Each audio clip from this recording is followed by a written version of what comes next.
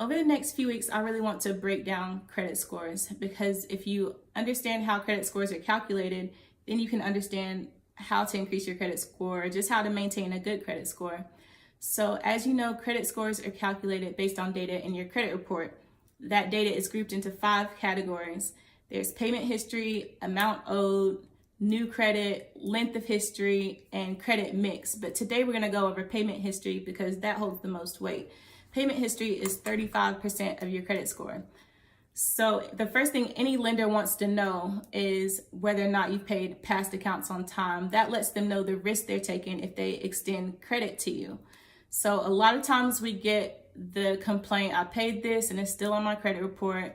But paying off a debt on your credit report, it'll change the balance to paid. It'll say paid on your credit report, but if there was a negative history, a negative payment history, that's still going to be there, and they leave it there for that specific reason. Because would you want to lend money to somebody if they had a history of making payments late on prior loans? Would you want to lend them money? Probably not, which is the whole point of it all. So they leave the payment history there. So 9 times out of 10, if there's a charged off account on your credit report, the balance of the account isn't what's hurting you, it's the payment history.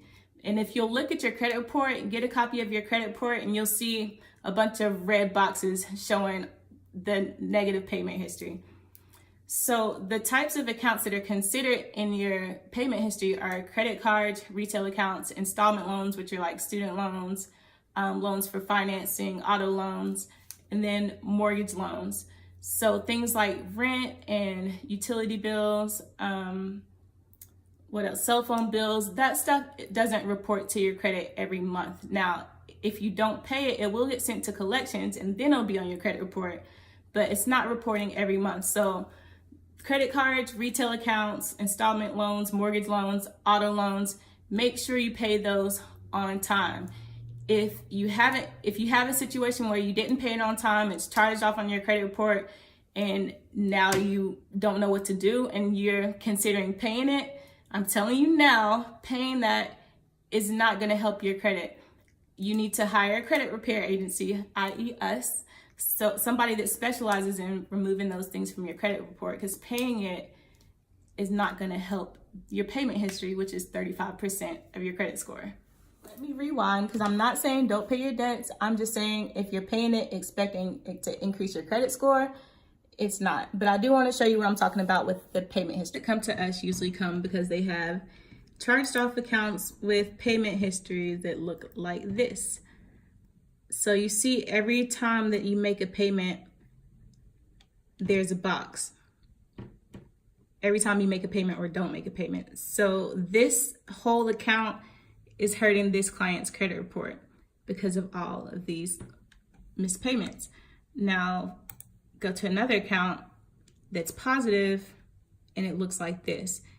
Every green box or every payment that you make on time helps your credit report. That's why a long credit history helps your credit report, because not only do you have accounts that have been open for a long time, but you've paid them on time every month, which really builds trust as far as somebody extending you new credit or a loan. So to recap, payment history is 35% of your credit score. It holds the most weight.